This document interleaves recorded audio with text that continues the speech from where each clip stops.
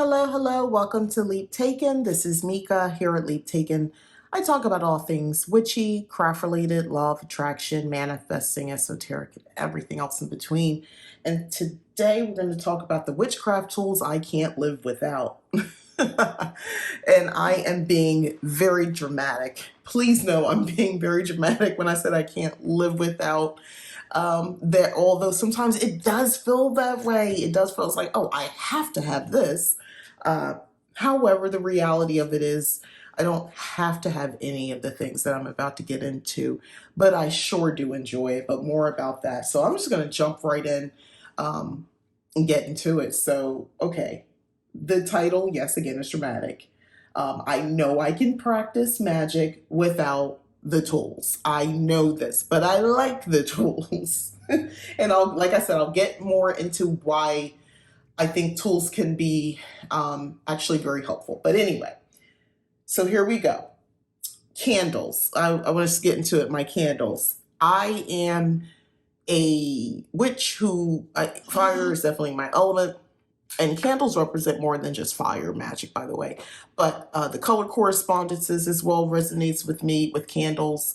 The shape, the type, depending on what the type of work I'm doing. If I was doing a long term type of candle spell, I wouldn't use any of these. I would use a thicker, fatter candle, a jar candle, or something along those lines. But if I want something that's moderately done in a moderation, or I'm expecting it to happen soon, chime makes sense. Chime actually is sort of my catch-all.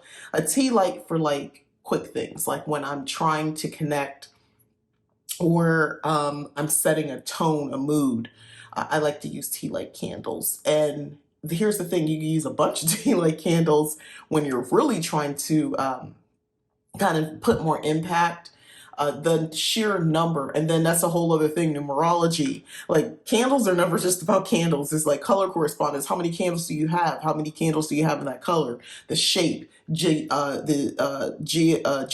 of it all, a circle versus this kind, symbolically speaking. You can have candles that are female organs, male organs, or female form, male form, and so forth. Like, it can have so much significance. I didn't even get into the candle holders themselves, because that's a whole other thing. Some of us have very ornate candle holders, and they can represent certain things. I have a set of candle holders that I use with a specific goddess, and the wax that I've used has dripped a bit. And I don't know, it's even more witchy. It's like a serpent wrapped around. Love it. And it represents that particular goddess energy. So candles, to me, I led with this one because it's a kind of a thing with me. It's kind of a big deal, not gonna lie. Candles are, yeah, they're my jam.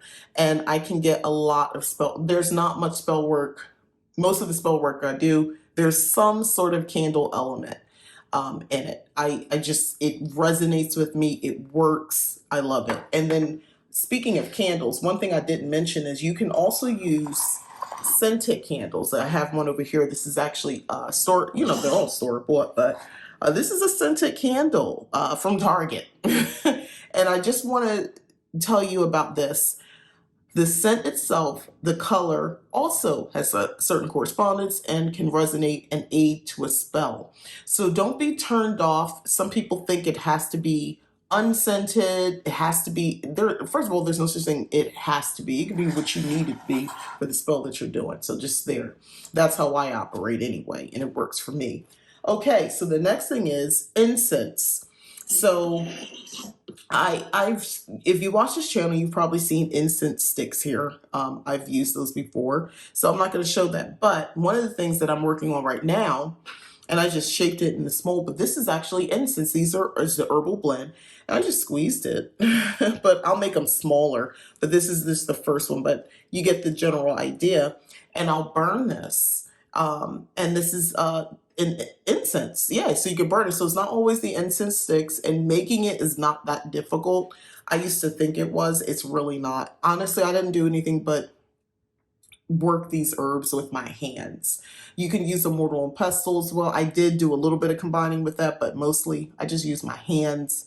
I ripped and squeezed and put my energy into it. But incense, that's a tool.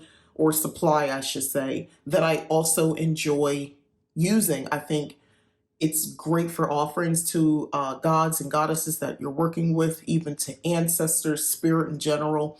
I love it as an offering. I love it as cleansing. I did some gardening, some work out in my back patio area. I don't like to say yard or garden too much because it's all container. I'm an Arizona guy, so it's like gravel and dust and sand and rocks. But within that, I want to make beauty. But anyway, I'd like to purify. So not this particular incense blend, although, hey, I might use it because I might invoke that goddess to come help me. But I think I'm going to make something else because I want to have the Fae guide me with that as well. But anyway, my point is incense can be used for a number of different things. It could be in combination with a spell that you're doing that's candle magic. You could put the herbs, again, we're back, it's a herbal blend. So the incense itself, break it down, whatever those herbs are, you could put it on the candle. You're having a similar effect, or you can have two things separate like this. Why do I do it? Because depending on what I'm burning, I can actually have experiences based on. I might have certain dreams. You know, people say burning mugwort, it could take you to kind of take you a little bit out of body experience. Some people smoke it. I'm not comfortable smoking herbs. I don't smoke any herb, including that other herb that people smoke. I don't smoke anything because I just, respiratory wise, that's not a good thing. But burning incense, I'm comfortable with that. Like, and you know, getting a whiff of the scent, and what comes. But that's perfectly fine with me. But yeah, this is something that I find is very helpful in my magic. And like I said, I love doing this as offerings. Okay, so the next thing is, and y'all know I got a bunch, but we'll just start with I haven't shown my cottage witchery book in a minute. I'm actually going to have a video coming up soon because I'm still working and filling this up. Look, come on, look at this cute little chunky monkey. I love her. Anyway, Book of Shadows, journals, grimoires. It's a tool I feel like I have to keep. I have to have. And here's the thing. You can be the witch who just has one. You don't need a bunch. Well, I'm not that witch. I gotta have a bunch. I need a bunch of journals and a bunch of grimoires and things of that nature to work with. So yeah, I'm gonna want that. And this is specifically for my Cottage Witchery Book of Shadows. That's why it's kind of made this way. So, you know, this is helpful to me. I've been, as I go, writing in a little bit more. I still got, you can see, still a little bit more. But it's all based in my Cottage Witchery path. So that's what I would write in here. As you can see, I still have a lot more to go. But that's okay. I enjoy doing that. And I write seasonally and all that sort of stuff. But I change up the pages. I love this book so much, by the way. There's just so much I love about this. Anyway, I say all that to say, I like having a book to write in, to write the things that I learn, to write the things that I want to learn. That's why I have so many. And some are about different topics, different situations. But yeah, a Book of Shadows is a tool, a magical tool that is very necessary for me. I can't imagine at this stage in my practice not using any, you know, some sort of book or something, even if it was a bunch of Pinterest boards, secret Pinterest boards, something where I'm recording or keeping track of all the stuff that I've learned. Yeah, so this is just one, but I wanted to show you this. And then the next thing is oils. Let's get into oils. So we have our essential oils, right? We have essential oils. Let me reposition here. We have essential oils. We have, some of us make homemade oils. Okay. Some of us have store-bought oils that we get. You know, I got this in one of my witchy subscription boxes. And, you know, it changes. And then there's like, you know, I got this one as well in a box. But oils, you know, and this is my homemade blend. My point is, oils to me are very significant. I used to just do a lot of essential oil blends. And I still do, but I usually now, I mean, over time, I really get into my herbal magic as well, and the power of plants and herbs and roots and things like that. So I still use these. It's got a little cotton on here. I still use these as well, but I like to infuse it with my other things. And then there's the carrier oils, which can have their own magical connotation to it, like olive oil. For me, abundant, if you're doing anything with abundance and money spells and things like that, your carrier oil matters too. I wouldn't use vegetable oil. I wouldn't use that. I would use olive oil, and I would use almond oil, right? Nuts and things like that. There's this association with abundance when it comes to nuts and things of that nature, and being rich. Think of, you know, the ancients. You would see them when they would have plates of food out. There was always like figs and nuts and things like that. It was plentiful, it was bountiful.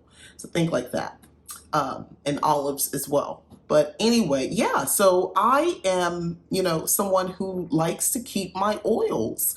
I use them for candles. I will anoint candles with it. Candles like this, you put a little hole, poke a little hole in here with a pen or something, and you pour just little drops of oil. The drops, the significant numbers of drops that you add matter.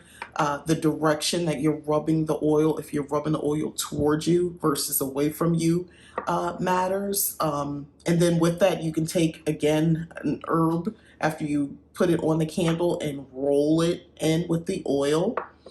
That's really beneficial. Be careful when burning, though, however, please do.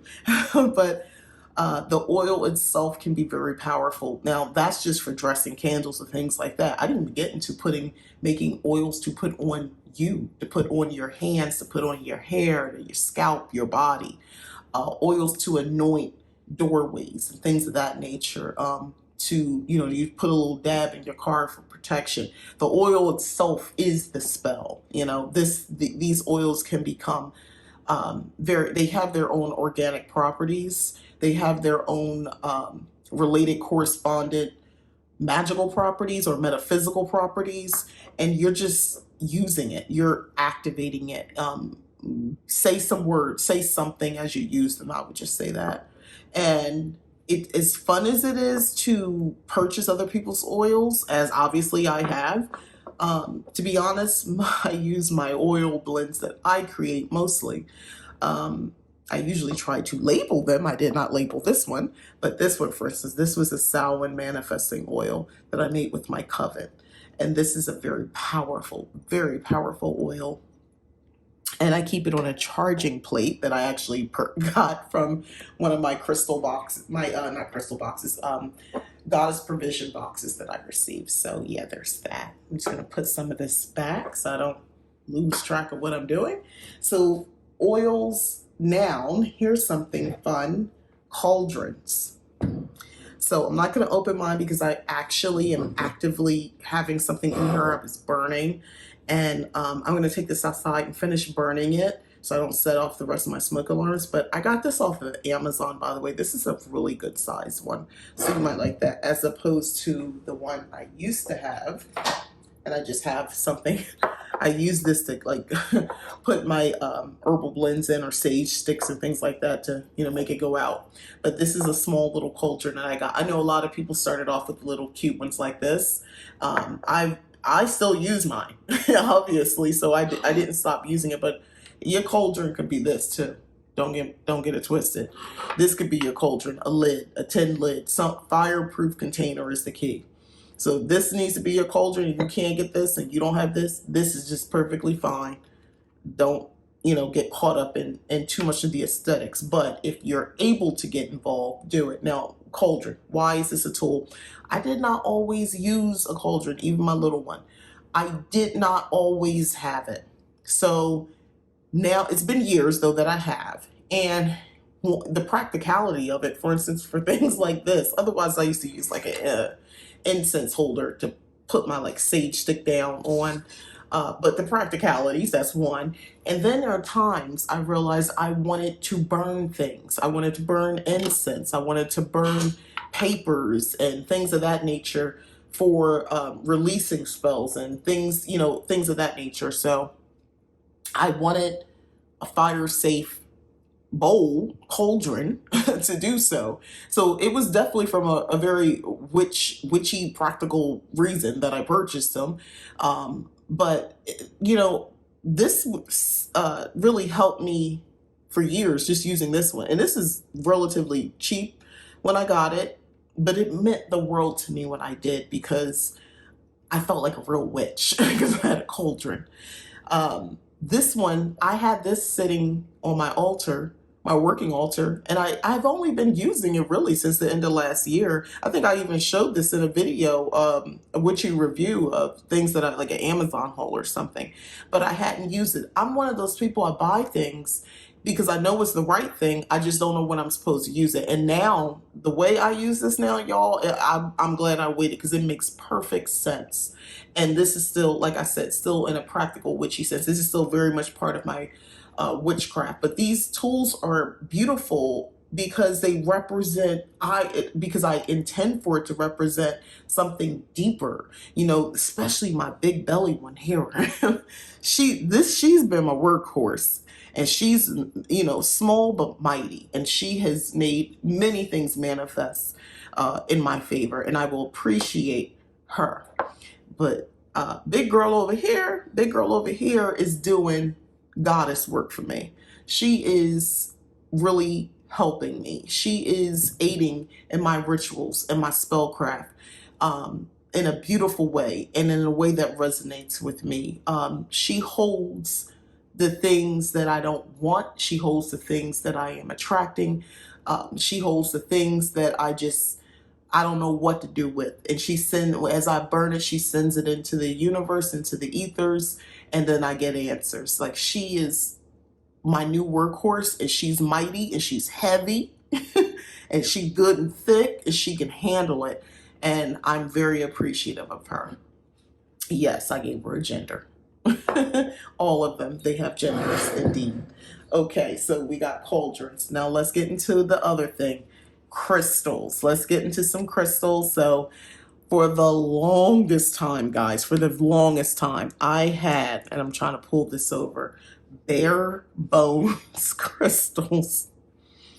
Bare bones. Like, this was my jam. Like, just the simple stuff. I didn't have a lot going on. This was just me. Like, something like this. Like, I made magic with just this. My crystal collection has grown a lot since then. But this was where it started, you know, and then it got bigger. And, you know, I started understanding about tumbled stone versus the raw type of crystals, and the meaning behind that, and getting more, you know, what's the word I'm looking for? Yeah, raw, I guess. and having that resonate with me in a different path. And what that meant, you know, seeing that, you know, seeing the true form of these crystals, and, you know, how it manifested to me and things of that nature. So, yeah. So why do I use all these crystals? Do you need this many crystals? No. For years, I was just this. This was me. just this type of stuff right here. I'm looking for my rose quartz because I know I had that. I don't know where I did with it, but rose quartz, moonstone, and a clear quartz. Like, that was my jam. Let me see. I think I got one. Yeah, I got it over here. Like, this, honestly, this was special. So let's move that over. This is what I was working with really most of the time right here. Yeah. Like this, or, you know, like this. This is most of the time where I did my magic for years. And then as time went on, you know, and it felt right, I started adding to my collection. And once you start adding to your collection, it is kind of hard to stop, not gonna lie. But, you know, it is what it is. And these crystals, you use them when you need to. Some crystals, you're going to be doing stuff with it and you may never get that crystal back, or it might show up one day. Some people have those experiences where crystals just reappear. They, you know, they thought they were lost forever and they show up. So that happens. And sometimes we intentionally bury it because we're burying it with a spell, or we're planting them around the house for security purposes, protection purposes, or we keep them somewhere, you know, we give them to a loved one. I've done that say, for varying reasons. Hey, this is to help you have a clear sense of mind. Your college age kids, you give them a clear quartz or something like that, and say, hey, keep this where you do your work at.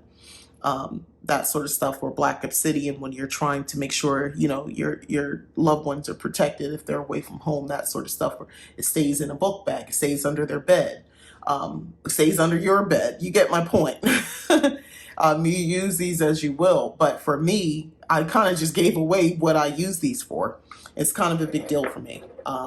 Crystals, and over the years it's gotten to be a bigger deal for me, because again, once you start tapping into the magic, the natural magic, it's kind of hard to ignore, and you want to keep having the benefits of that. So the next thing, which I've done whole videos on, are tarot cards. So this particular deck is Moonology. Here's the Oracle Cards guidebook. Excuse me. So Oracle cards, tarot oracle cards, these are my jam. I enjoy doing readings. I enjoy doing readings for myself.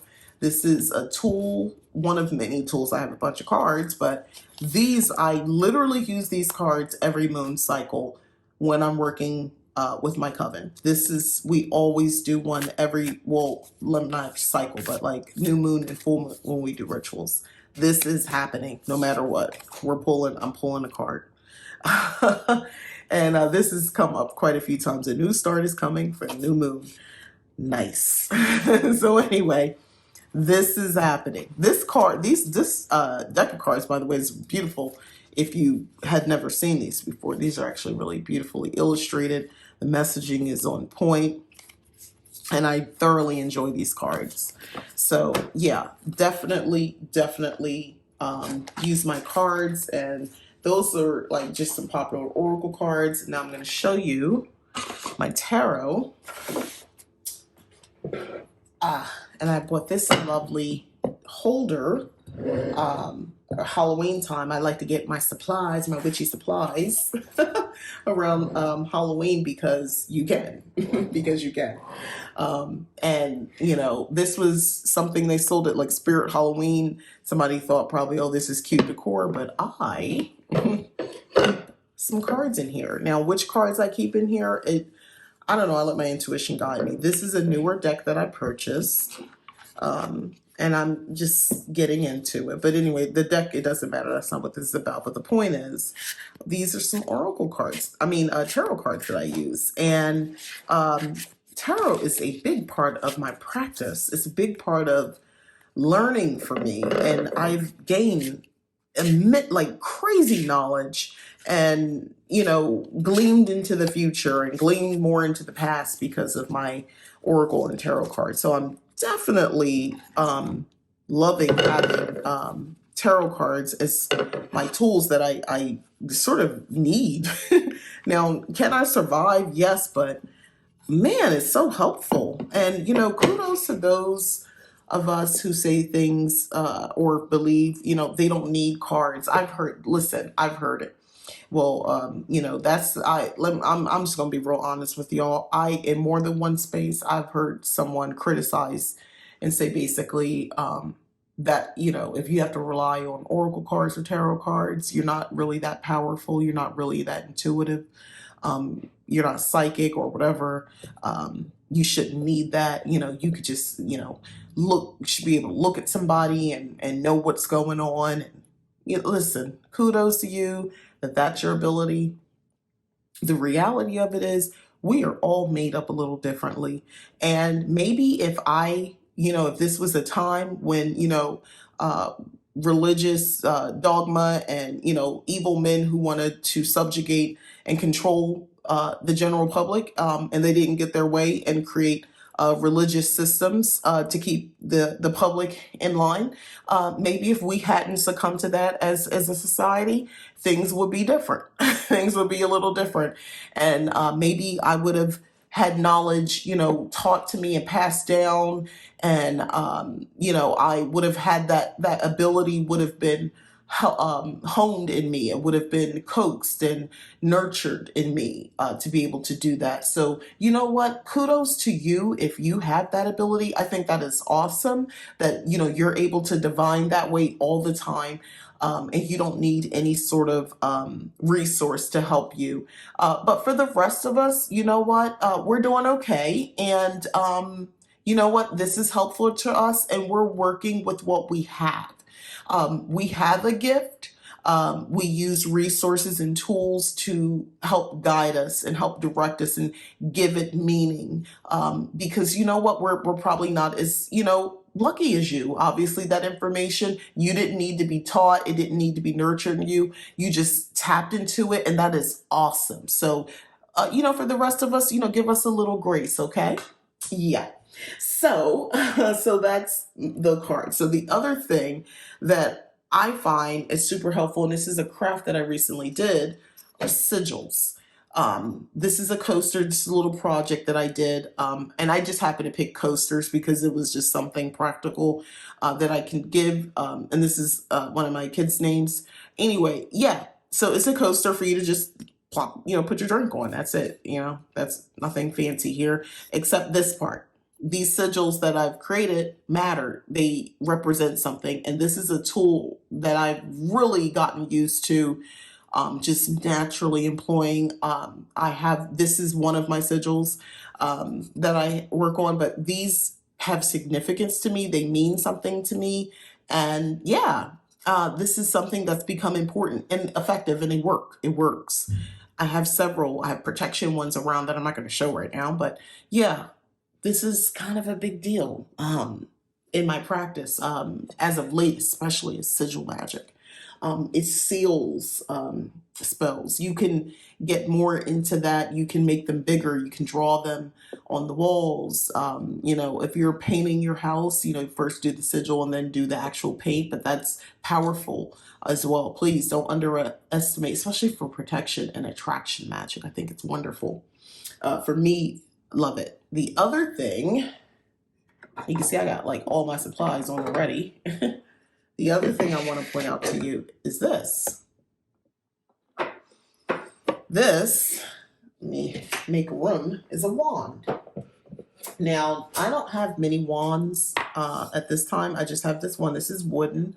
And I don't know, there's something about it being wooden that I find even more, I don't know, it just resonates with me. But this was purchased at a Renaissance fair. And it feels a little bit, old. It feels old fashioned. I don't know. I like it. But anyway, you direct with this. Do as you will with this. However you want to use your wand. Some people use it to direct the energy flow. That's basically how I use it. Or sometimes even with tarot cards, I'll tap 3 times with this when I want to open the doorway to that connection, psychic connection. You can use it for circle casting and so forth, which ties into my next thing, which is going to be the Athame. Now, I just was recently gifted this. Actually, I was gifted these both. I went to a Renaissance fair and I was gifted this. And I got this recently for a Christmas gift / Yule gift. So this Athame is everything. This is a thing of beauty. And this thing is like, it has weight on it. It feels good in my hand. And I love this. I adore this so much. I don't think y'all understand. Like this is magic for me. So it's dull. It's an Athame. But yeah, basically you would use this for like, cutting herbs. You use it magically speaking. That's, cutting your herbs if you want to, cutting a metaphorical circle or creating a circle. Same thing you would use the wand for. You can use it to direct energy as well. Same thing. Carving onto candles. Just wipe it off afterwards. You can use the point to carve on the candles, create sigils with it in the air as well. A number of different things. I'm just getting accustomed to this. This particular wand is being immersed in, just my space with my energy on my working altar. And I've been gradually using it a little bit more, but he's getting, practice and getting used to my energy and, you know, my workings and what I do. This wand has been around, and yes, gender assigned. This one has been around, and this feels old to me, and I like it. I like it. So yeah, these are sort of important tools, not something you definitely have to have, but as time goes on, I find they're important, and I do like to bring them out. I don't use them every time, but when I do, I feel like they have a serious impact in my magic and helping me stay focused to direct my magic. The other thing I just want to say is it's okay if you don't feel like you need tools. Any of the things I'm talking about, you don't feel it. For years, I never had a wand. And like I said, I just got this. All these years, even my Wicca phase, I wanted an Athame, but honestly, I never invested in one. I didn't want to spend the money on one because I didn't think I really needed it. So that's just being completely honest. I was like, oh, I don't need it. I could use my hands. I could point, you know. I don't need to use this. So I get it. I get if you feel like you don't need to use any of the things that I'm talking about. Um, However, I will say this. I don't believe you need to take a position, and I'm going to call it a fake authenticity, because you feel like you're better because you don't need any magical tools. And that's just being real. So hopefully you stayed long enough in this video to catch this part, because this is a big deal. It's called to me witch's etiquette. You know, you don't need to make people feel bad because they have tools. One, I find it's envy. I find it's usually witches who are not financially in the position to invest in a lot of tools. So to make themselves feel better, you know, they make it seem as if they're superior to you. And like I said, fake authenticity. And I see a lot of that. And to be perfectly honest, it's coming from a place of ego, and they need to do some shadow work. Y'all know what I'm talking about because I'm sure you've witnessed this as well. Do I need these? We all know, no, I don't. I just literally admitted how much I didn't use a lot of the tools that I had for a long time. So need, not necessarily. I could create a need, but I know I'm capable of working magic without it. I know that, and I understand that. Having tools and supplies can enrich your practice. Some of us need a focal point, and you know, that doesn't make you weaker or lesser as a witch. It just is. We need to direct our energy. Some of us need a clear cord. We need a crystal. We need something to focus on. You know, some of us need a candle, a flame to stare at. You know what I mean? Some of us need to see with our mind's eye energy being focused and being carried through this blade, coming from out of us or coming out from someplace else through the blade into us through our hands. Some of us need to visualize that, or if we don't visualize it, feel it. Okay, some of us just, the tools are for focusing. They're for directing energy. And especially for those of us who are just learning and then putting magic into practice, it's huge. It's beneficial. Okay. And again, kind of on that same thread, when understanding coding energy, how to take the energy from your gut, your belly, from your womb, and direct it into something. That in theory, when I say those words, you're like, ooh, yeah, that's interesting. But how do I do that? Well, these tools can help us do that. You know, I talked about my cauldron, and I can relate my womb energy and code it into this cauldron. And what I won't do in my, as far as I can have my womb energy power the cauldron. You see, hopefully you understand what I'm saying. And I get more into that in my mentorship program, because that's where some of the, for lack of better words, real magic happens. Understanding how to code your energy into a physical object or into the atmosphere, into the ethers. But anyway, these tools and supplies are very helpful for that purpose. So yeah, I low-key kind of don't want to live without them because I like these things, and I'm very grateful that I'm in a position that I have access to these tools. These are they help me to be the witch that I am, and I love that about myself, and I love it. And finally, another tool that we don't talk about very much. Let me see if I can pull this over here. I just purchased this one, but a mirror, a mirror. The reason mirrors or portals, people, you can do a lot of beauty magic with mirrors, paint it black, and it's another divination tool. Like I said, you can use it as a portal, but mirrors, I don't use it a lot, so I didn't feature it as one of my must-have, must-use tools. However, it's worth mentioning. It's worth mentioning because I think it's something that's very powerful. I have a crystal ball. Notice I didn't show that because honestly, at this point, it's more for decoration. I may, at some point, I used it in practice, but it's more for just decoration at this point on my altar. But yeah, that is it. Thank you so much for watching. Please feel free to leave in the comments any tools that you we know we can do our magic without. But let's just be honest, you really would prefer not to have to find out because you enjoy using your tools. Let me know what those tools are for you. What is it? Supply tools, is certain herbal blends, things that you your go-to, water, whatever it is. I'd love to know. So thank you so much again for watching. I'm Mika. This is Leap Taken. Please don't forget to like, subscribe, share, and consider joining Leap Taken membership. There's a video when you click on the join button that gives a brief explanation about the different levels. It's short and concise. Hopefully you'll find some interest there. And if you have any questions about my services, you can ask in the comments, but please go ahead and take a look over at leaptaken.com. I'm constantly refreshing the next cycles for the mentorship programs that I'm running. There's a level 1 and a level 2. And then of course for the monthly subscription as well as for individual readings. So thank you so much for watching. Bye-bye.